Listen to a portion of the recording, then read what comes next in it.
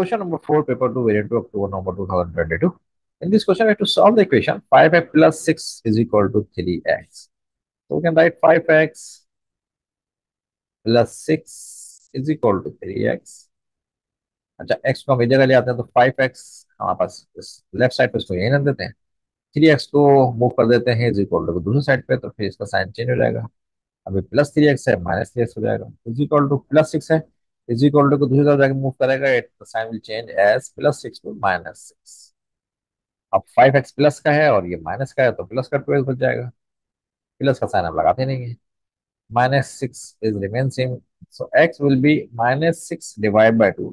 जब भी वेरिएबल से कोई नंबर मल्टीप्लाई हो रहा होगा, इज इक्वल टू दूसरे साइड पे जाएगा तो डिनोमिनेटर में आ जाएगा। अच्छा भाई, इसको सिंप्लीफाई कर लेते हैं। 2 वन 2, 2 3 6, तो x की वैल्यू -3/1 यानी कि -3 वैल्यू आ जाएगी। मूव करते हैं पार्ट बी की तरफ। क्वेश्चन 2 का part B says the mass of a plum is n grams. The mass of an apple is twice the mass of the plum. The mass of the banana is 50 grams, more than the mass of the apple.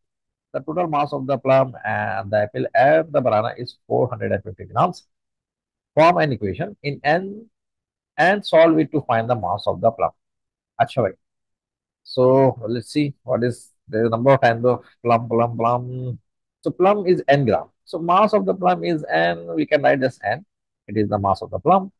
And when we add this, the mass of the apple, it is twice the mass of plum. So twice means multiply by 2. So it is apple, the mass of the plum plus mass of the apple. Now we have to add the mass of a banana, which is 50 gram more than the mass of the apple. So plus 50 gram more than the mass of the apple. So mass of the apple is 2n, and add 50 plus 50. This is mass of apple, banana. This is mass of apple, and this is the mass of plum, and this is apple, and this is banana. Now, when the total mass of the plum, apple, and the banana is 450. So when we add them, the plus mean add, it will be 450 gram. We have to find the equation. So first we have to create an equation. When the equation has been created, now just simplify it. N plus 2n plus 2n will be 5n, और 50 plus 50 is equal to 450।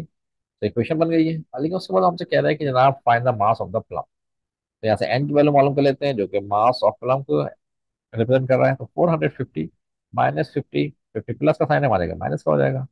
तो 5n is equal to 450 minus 50 will be 400। अच्छा, ये 5 multiply हो रहा है, is equal to दूसरी side पे जाएगा तो ये डिवाइड में आ जाएगा, डिनोमिनेटर में आ जाएगा। सिंप्लीफाई कर सकते हैं इसको। 5 1 5, 5 8 40 as 0। So mass of the plum which represent n, and it is 80 ग्राम। तो आसान क्वेश्चन है, ज्यादा मुश्किल नहीं है। तो इसके आप पार्ट सी की तरफ आ जाते हैं। ये हमारा स्टैंडर्ड क्वेश्चन है, most of the time you have done it. और कर लेते हैं। क्या सॉल्व बाय फैक्टराइजेशन। तो पहले फैक्टर मालूम करना है। यहाँ पे जो कांस्टेंट टर्म है 21, पहले हम इसके फैक्टर ले लेते हैं। फैक्टर लेने के लिए हम 21 लिखते हैं, इसको डिवाइड करेंगे, जाहिर बात है पहले 3 से कर सकते हैं, इससे 2 से ये होगा नहीं, तो 3 से करते हैं। 3 7 21, फिर 7 से होगा, दोनों प्राइम नंबर है। 7 1 7, सो 21 के जो फैक्टर हमारे पास आ गए हैं वो आ गए 3 7 एंड 1। अच्छा, अब इसको कुछ इस तरह करना है कि फैक्टराइजेशन के लिए हमें मिडिल टर्म ब्रेक करनी पड़ती है, यानी कि जो बीच की टर्म है 4, इसको दो हिस्सों में डिवाइड करेंगे। ऐसे करेंगे कि मल्टीप्लाई करें तो 21 आ जाए, और ऐड या सब्ट्रैक्ट करें तो -4 आ जाए। तो जनाब हम इसको ऐसे करते हैं कि यहाँ पे देते हैं 3 मल्टीप्लाई बाय 7 1 7, तो दो टर्म हो गई हैं, दोनों को मल्टीप्लाई करेंगे तो 21 आ जाएगा। एक कंडीशन ये है कि -4x आना चाहिए, यानी कि -4 आना चाहिए जब इनको ऐड करें। तो हम क्या कर सकते हैं कि 3 को तो हम प्लस कर देते हैं, माइनस का साइन बड़ा वाले को कर देते हैं, तो जब इन दोनों को ऐड करेंगे तो ये -4 बचेगा। यानी कि जो दो टर्म होगी उसमें -7x होगा प्लस 3x। तो हम पहले लिख देते हैं एक्स स्क्वायर, पहली वाली टर्म ऐसे लिखेंगे, फिर उसके बाद हम -7x लिख देते हैं, फिर प्लस 3x कर देते हैं। हम पहले प्लस 3x और -7x बाद में भी लिख सकते थे, बाद एक -21 ऐसे ही आ जाएगा 0। अच्छा, ये मिली टर्म ब्रेक हो गई। मिली टर्म 4x थी, इसको ब्रेक करके हम दो टर्म ले जाएंगे, इन दोनों को ऐड करेंगे तो -4x। यानी कि हमारी इक्वेशन इंटैक्ट है वैसे की वैसे ही।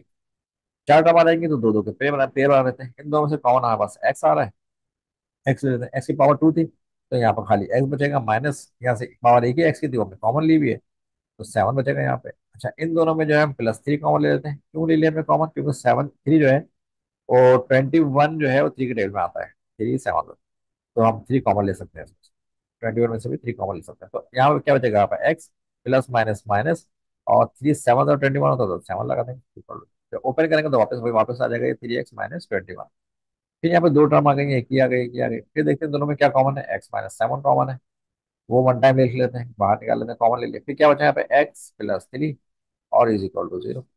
जब भी दो टर्म मल्टीप्लाई हो रही है और इज इक्वल टू 0 तो 1/1 करके हम 0 से लिख सकते हैं इसको। x - 7 is equal to 0 comma x + 3 is equal to 0। तो फिर हो जाएगा x is equal to -7 is equal to हो जाएगा, तो 0 + 7 7 ही हो जाएगा। 3 हो जाएगा, x is equal two plus का 3 आ जाएगा, माइनस का 3 हो जाएगा, 0 - 3 -3। तो x की दो वैल्यू आ गई, एक +7 और एक -3। What is the question? Still, if you have any problem, you may write in comment. I will reply you.